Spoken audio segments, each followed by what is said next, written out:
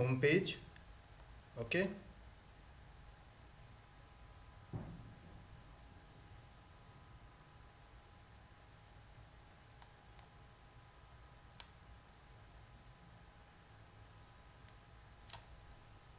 this is patient login tab and this is doctor login tab. So patient login tab.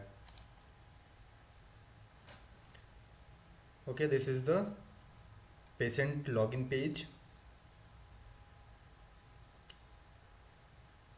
and if the patient is not registered, you have to click here.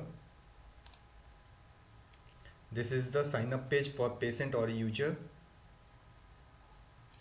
So after alert box will show login successfully,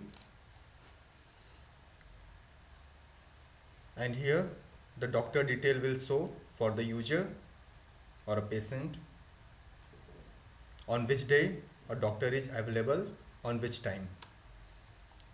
And patient can also set the meeting from here. Will be given a slot time to set the time like this, on which time he have to select. Now doctor login. Doctor login.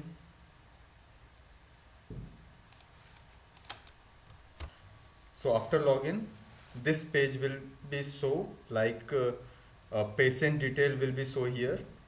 Okay, from here a doctor can set. Okay, thank you.